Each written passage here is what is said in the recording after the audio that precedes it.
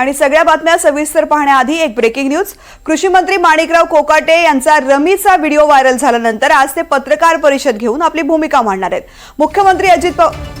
उपमुख्यमंत्री अजित पवारांकडे नाराजी व्यक्त केल्यानंतर अजित पवारांनी देखील माणिकराव कोकाटेंना फोन केल्याची माहिती सूत्रांकडून मिळतेय आणि याच पार्श्वभूमीवरती कोकाटे आज भूमिका मांडणार असल्याची माहिती मिळतेय। विरोधकांकडून कोकाटेंच्या राजीनाम्याची मागणी होतीये, त्यामुळे कोकाटे आता स्पष्टीकरण दिल्यानंतर आजच्या पत्रकार परिषदेमध्ये नेमकं काय बोलणार आहेत याकडे सगळ्यांचं लक्ष आहे। प्रांजल कुलकर्णी या संदर्भातली माहिती देतात। प्रांजल, कृषी मंत्री माणिकराव कोकाटे अखेर आपली पत्रकार परिषद घेऊन आपली भूमिका मांडण्याचा प्रयत्न करणार आहेत, मात्र सगळ्यात महत्त्वाचं म्हणजे त्यांच्याकडे राजीनाम्याची सुद्धा मागणी होतीये। काय नेमक्या घडामोडी घडतात सध्या? तृप्ती, आपण जर बघितलं तर अजितदादांच्या वाढदिवसानिमित्ताने कृषी मंत्री माणिकराव कोकाटे यांच्या पुढाकाराने एक भव्य रांगोळी अशी काढण्यात आलेली आहेत आणि त्या संदर्भात ही पत्रकार परिषद घेण्यात येणार आहेत। आणि दरम्यान याच पत्रकार परिषदेत माणिकराव कोकाटे त्यांच्यावरती जे काही आरोप सध्या होत आहेत त्याला देखील उत्तर देतील असं देखील सध्या बोललं हे जात आहे। आपण बघितलं तर माणिकराव कोकाटे हे रमी खेळत असल्याचा एक व्हिडिओ जो आहे तो आमदार रोहित पवार यांनी ट्विट केलेला होता आणि त्यानंतर विरोधक हे आक्रमक झाले, त्यांच्या राजीनाम्याची देखील मागणी ही केली जाते।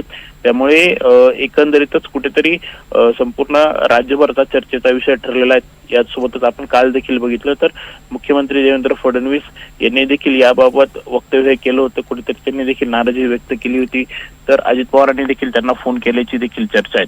त्यामुळे एकंदरीतच आता पुढे काय राजकीय घडामोडी घडतायत, माणिकराव कोकाटे आज नक्की काय बोलतायत हे देखील पाहणं महत्त्वाचं ठरणार आहे। दरम्यान आपण बघितलं तर माणिकराव कोकाटे यांनी परवाच याबाबत देखील स्पष्टीकरण हे दिलेलं होतं की मी कोणताही गेम हे खेळत नव्हतो, जे काही समोर स्क्रीनवर आलं होतं ते मी स्किप करत होतो अशी देखील त्यांनी म्हटलेलं होतं।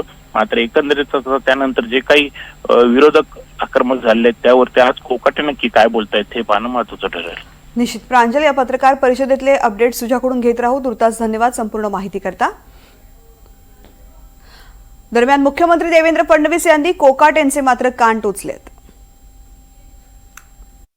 मला असं वाटतं की अतिशय चुकीचं आहे अशा प्रकारे विधान भवनामध्ये ज्यावेळेस चर्चा चालते त्यावेळेस आपलं कामकाज नसलं तरीही आपण त्या ठिकाणी सिरियसली बसणं गरजेचं आहे। साधारणपणे एखादे वेळेस असं होतं की तुम्ही कागदपत्र वाचता, बाकी गोष्टी वाचता, पण रमी खेळतानाचा व्हिडिओ हा काही निश्चितच योग्य नाही।